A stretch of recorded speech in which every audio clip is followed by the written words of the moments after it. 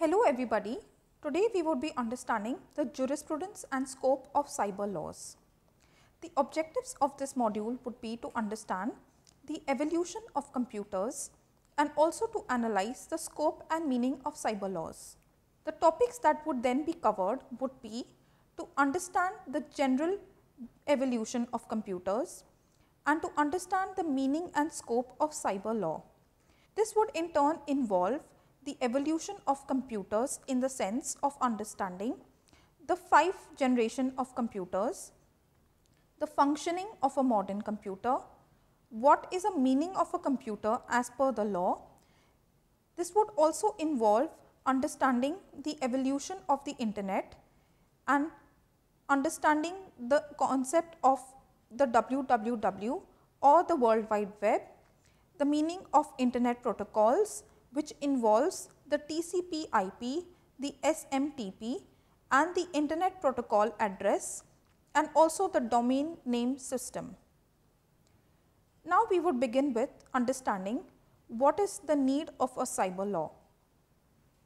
Individuals have come to be extremely dependent on electronic media for a variety of reasons, therefore making the computer one of the most significant aspects of most individuals' lives today. In turn, individuals tend to depend on computers in the most diverse ways, which can range from calculation of bills to withdrawal of money through an ATM. While these appear to be traditional reasons for using computer systems, individuals today primarily depend on computers to communicate with one another. Against this backdrop, this chapter would discuss the jurisprudence and scope of cyber law. In order to attain a deep understanding of both the jurisprudence and scope of the subject matter at hand, one must understand what a computer is in the first place, and the reason being that without the existence of a computer, there can be no cyber law and no cyberspace. Now we would understand what is jurisprudence of cyber law.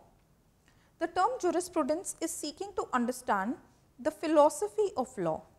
Hence, jurisprudence seeks to analyze the underlying principles of law and also how the law functions in a given legal system. For this purpose, jurisprudence analyzes the role and impact or influence of the society in which the law is supposed to govern on the law. Now we would understand the historical origins of cyber law. The term cyber owes its origins to the term cybernetics, which is in turn derived from the Greek word Kubernetics or governor. Norbert Wiener, an American mathematician, coined the term cybernetics in the 1940s to describe the theory of communication. Subsequently, the term cybernetics came to be popularly known as cyber. What is then the meaning of cyber law? Cyber law is the law that governs cyberspace. Hence, it means the law that governs not only the internet, but also electronic data which may be stored in a stand-alone computer system. The reason for including data stored in a stand-alone computer is because one had to include merely communication processes occurring via the internet. The term would be extremely narrow in scope. This would in turn leave out computer systems from the scope of cyber law, thereby creating confusion as to the law applicable in order to regulate electronic data stored in a stand-alone computer. Now we would understand the rise of computers and the complexities of the current era. While in a traditional society, legal wrongs were committed with a person being physically present at the scene of the crime, the same is certainly not the case in today's modern age of computers. This has consequently given rise to a number of eventualities. Hence, the modern era of computers has made possible situations where a person may be in London and may nevertheless hack or gain access to confidential details on another person's computer as a result of cloud computing. But why do we need a cyber law? For most, the urgency of having a legal regime to regulate activities taking place in cyberspace arises from the fact that the revolution of the internet has completely disregarded traditional jurisdiction. Hence, while countries possess jurisdiction over acts which may be administrative, judicial or legislative that occur within the national boundaries, there may be times while jurisdiction is also assumed over acts taking place across the border. A prominent example of the same would be the case of international crimes. However, the age of the internet has given rise to various complexities which have in turn disregarded traditional notions of sovereignty and jurisdiction. Examples of cybercrimes are theft of personal information, spamming, virus threat, pornography, hacking, wrong information, confusion to choose the correct information, and internet addiction. Evolution of computers. While the origins of a computer may be traced back to the 1800s with Charles Babbage, a mathematics professor, inventing a machine to perform calculations with the machine powered by steam and came to be commonly referred to as the difference machine. As the difference machine sowed the seeds for the evolution of various other computers, this evolution was marked primarily by 5 generations of the modern computer system. Now we would understand the 5 different generations of the computer. The first generation of computers. The first generation of computers lasted from 1945 to 1956 and was marked by its slow speed and was made to order.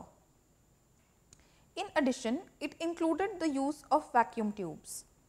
The computers made during this generation were primarily invented for the use of the US Navy during the Second World War for the preparation of ballistic charts. Hence, computers during this generation mainly consisted of decoding messages and making missiles. In addition, the computers made during this generation could only perform the tasks for which the computer was made. Also, due to the use of vacuum tubes, the computers were as large as a room. The second generation of computers. The second generation of computers lasted from 1956 to 1963. The second generation of computers was largely an improvement over the computers that existed during the first generation. Hence, large vacuum tubes that resulted in the breathtaking size of the computer were replaced by transistors. This in turn led to a faster speed of the computer. As a result, these computers could be used in offices and universities due to the use of printers, memory, operating system and storage disks in these computers. The third generation of computers. This generation was for computers assembled between 1964 and 1971. The computers in this generation were a further improvement over the existing computers of the preceding generations. Thereby, the transistors that were used to make the computers in the second generation were replaced with small semiconductor chips. In addition, the computers were also made more efficient with the use of operating systems which allowed the computer to run various applications or programs at the same time. The fourth generation of computers. The computers during the fourth generation were characterized with the use of large scale integrators, very large scale integrators and ultra large scale integrators, thereby making it possible to integrate several components into a single chip. The computers in this generation were those assembled from 1971 to the present era. This in turn facilitated the reduction in the size of computers. Another distinct feature of computers in this generation was the fact that they could be linked together in order to share memory space. Computers in this generation also widely made use of the internet. The last generation, which was the 5th generation of computers. The present era of computers constitutes the 5th generation of computers. The computers in this generation are marked with the use of the most advanced technology. For example, the use of computers is now in the palm of one's hand with the advent of smartphones. Computers today also make use of voice recognition and voice typing along with the ability to translate to a whole new language. In brief, the journey of the evolution of computers began with the aim of primarily assisting the US Navy to develop ballistic missiles to the era of smartphones in today's world. With this, it becomes imperative to understand the various facets of a computer for a deep understanding of cyber laws. Now we would understand the functioning of a modern computer in order to understand in detail what cyber laws are. The functioning of a modern computers involves the hardware and software. While the hardware is made up of the components and parts that are assembled to form the final computer, on the other hand, the software involves the programs that provide the instructions for the computer to function and perform the given tasks. The computer also involves the input and output devices. The effective functioning of the computer depends on various input and output devices which transfer data to and from the main computer. These input and output devices communicate with the computer with the help of interrupt request lines, also known as IRQs, that send signals to the microprocessor. These communications take place with the assistance of device driver programs. What are computer programs? Programs of the computer are guided with the help of the computer's central processing unit or CPU, which effectuates the input and output functions of a computer. In addition, the computer's logical and arithmetic functions are performed with the help of the computer's arithmetic logic unit, also known as the ALU. Another vital function of the computer is to perform essential memory tasks which are expressed in bytes being the smallest unit, kilobytes which are KBs, megabytes MBs and gigabytes GBs. Thereapart, the memory function of a computer may either be read-write memory or merely a read-only memory. Consequently, the memory functions of a computer are divided into random access memory and read-only memory. Random access memory. The random access memory function of a computer is a basic form of memory and can either be static RAM or dynamic RAM. In case of static RAM, the computer is able to store the information saved even when the computer is switched off. For instance, the cache memory on one's computer is a form of static RAM. On the other hand, dynamic RAM loses the information once the computer is switched off.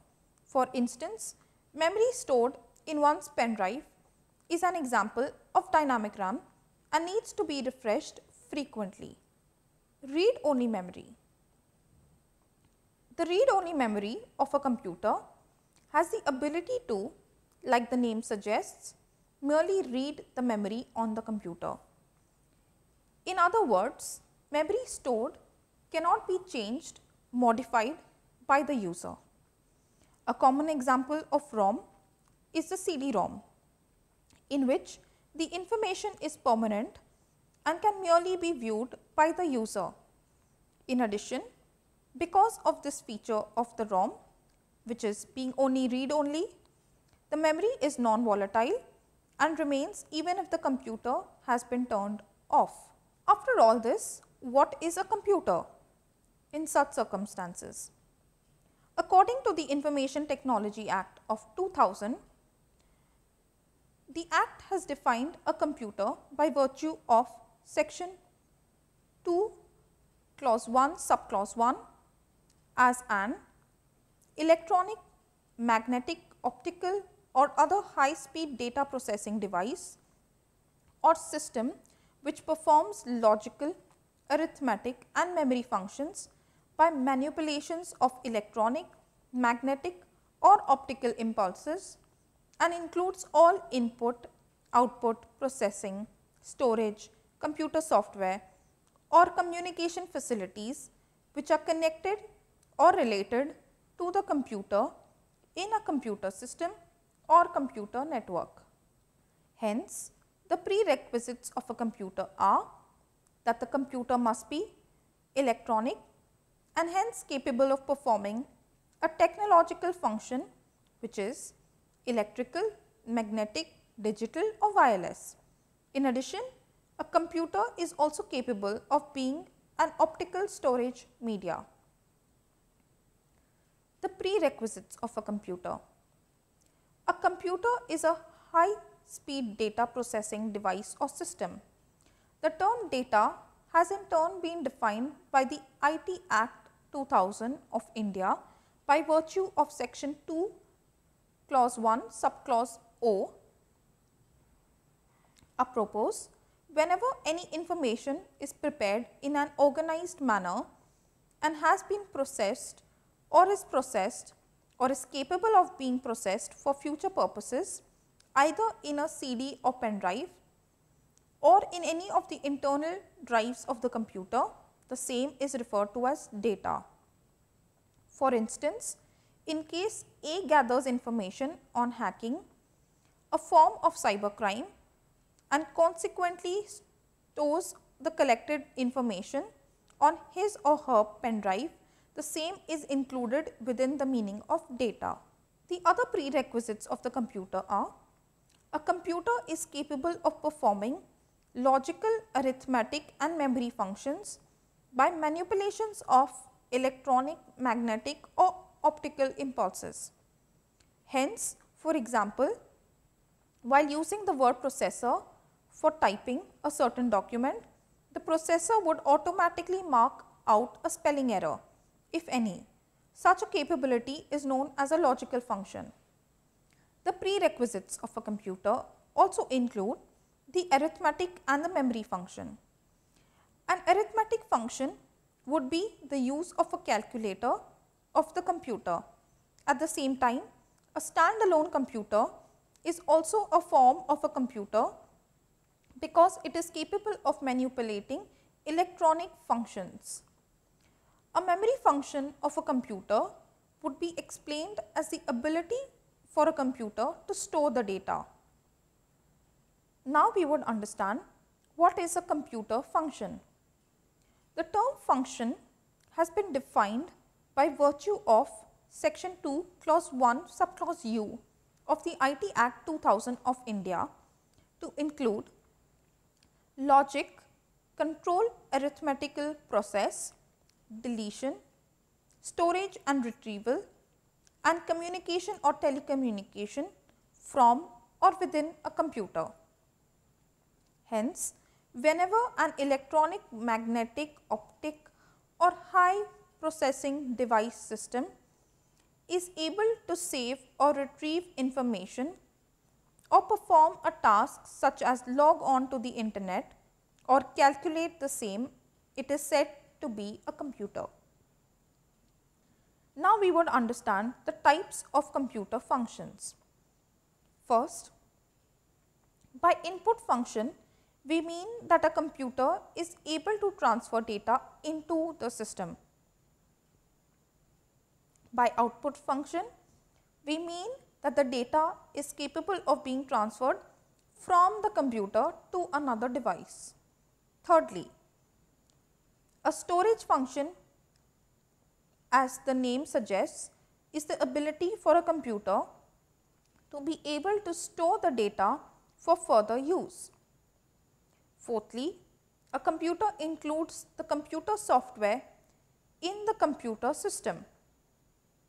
Fifthly, a computer includes the function of communication. Lastly, the above mentioned facilities are connected or related to the computer in a computer system or computer network as per the requirements of the IT Act 2000. What are the different types of computers? As per the provisions of the IT Act 2000, a computer means and includes not merely a standalone computer, but also external files which are capable of being used along with the standalone computer. In other words, suppose one is using a pen drive to transfer data either to or from the computer, the same, that is a pen drive, is a part of a computer system. In a related vein, when one desires to enter some text in a computer and hence uses the keyboard and mouse for effectively doing so, the keyboard and mouse are part of the computer system. Another example would be the use of a data cable to transfer data to or from one's smartphone. Now we would understand the evolution of the internet. The evolution of the internet dawned in the 1960s during the nuclear attack. The prime motive of an internet connection was to secure an effective communication network even at the time missiles attack, when all other modes of communication would be lost. Besides, the internet would also assist in sharing data, without which information would be required to be copied into some other medium such as a floppy. The World Wide Web. The World Wide Web, which is also known as the WWW, is considered as the backbone of the internet and is in turn dependent on the Hypertext Transfer Protocol or the HTTP, which assists the user to browse the web page. Hence, while it is difficult to each and every web address, in order to be able to browse the same, the HTTP assists in relocating the user to the web page. For this, all the user must do is type the sort of document the user seeks to view. The HTTP will then redirect the user to the web page on the website or the WWW. Internet protocols.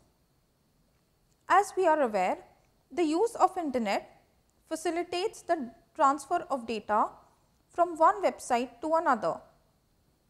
For instance, if one wants to purchase certain goods, let us say an electronic appliance, and wants to visit the online page, the internet protocol assists the browser to do so by transferring the data from one's computer to another. For such activities, the internet is regulated by a large number of protocols. The TCP/IP. The TCP/IP or the Transfer Control Protocol Internet Protocol is part of the protocol suite and assists in transmission of data on the internet. Hence, the TCP/IP aids and assists in surfing the internet, sending and receiving emails and transferring data, to name a few. The STMP. The STMP or Standard Mail Transfer Protocol is a protocol to send and receive mails over the internet. In other words, whenever the user of the internet seeks to send a mail to a certain other person, he or she must type the email address. Upon clicking send, the STMP facilitates the transmission of mails. The Internet Protocol address. The Internet Protocol address or the IP address is that every computer that uses the Internet has an individual Internet Protocol address, which is made up of 4 octets, with each octet numbered between 0 to 255. For instance, 173.194.70.99 is the IP address of Google. Hence, if one enters http://173.194.70.99 in the toolbar, he or she will be relocated to www.google.com. The domain name. Simply put, a domain name system is a part of the Internet Protocol in which the individual domains names are assigned to each website over the Internet. The prime logic behind the DNS is because it is evidently difficult to remember the IP address for each and every website one seeks to use. Hence, remembering a domain name is obviously easier. Now, we would understand what we have explained in this module. The laws regulating cyberspace would regulate not merely standalone computers, but also the Internet. Hence, for example, in the event there has been a cybercrime committed via the Internet by, let us say, the unauthorized access to email by one person, then the same would be within the domain of cyber laws. Also, for instance, in case of a domain name, if a person unlawfully violates the trademark of a registered DNS, then such person's act would be a violation of cyber law. In such a scenario, even though a person committing the wrongful act is not making use of the aggrieved person's computers and is merely committing the wrongful acts via the Internet, the wrongdoer is still liable for the provisions of cyber law. Against this backdrop, the laws regulating cyberspace would regulate not merely standalone computers, but also the Internet. Hence, for example, in event there has been a cybercrime committed via the Internet by, let us say, the unauthorized access to email by one person, then the same would be within the domain of cyber laws. Also, for instance, in case a domain name, if a person unlawfully violates the trademark of a registered DNS, then such person's act would be a violation of cyber law. In such a scenario, even though a person committing the wrongful act is not making use of the aggrieved person's computer and is merely committing the wrongful acts via the Internet, the wrongdoer is still liable under the provisions of cyber law. Against this, we have understood what is the jurisprudence and scope of cyber laws. We saw that cyber laws consist of mainly 5 generations of computers. So, the first generation began with the use of vacuum tubes. The second generation replaced vacuum tubes with transistors. The third generation replaced transistors with semiconductor chips. The fourth generation mainly used integrators, which were either large scale integrators, ultra large scale or very large scale integrators. We saw that the evolution of computer is marked with 5 generations of computers. The first generation was marked with the use of vacuum tubes, the second generation with transistors, the third generation replaced transistors with semiconductor chips, the fourth generation used integrators, which were either large scale, very large scale or ultra large scale integrators, and the fifth generation is the current era, which is primarily the use of smartphones. Hence, we also saw that primarily a computer includes the hardware, software, the input and output devices, the CPU, the ALU or the arithmetic logic unit, and also the random access memory and read-only memory.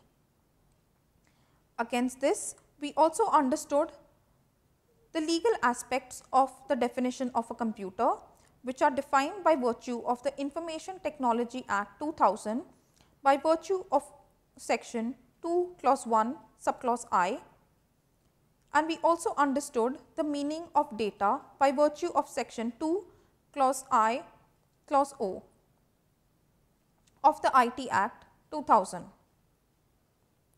We also understood what a computer function is by virtue of section 2 clause 1 subclause U of the IT Act 2000. Thereafter, we understood the evolution of the computer and understood the meanings of the World Wide Web, the Internet protocols, the TCP/IP, the STMP, the Internet protocol address and the domain name system. Thank you.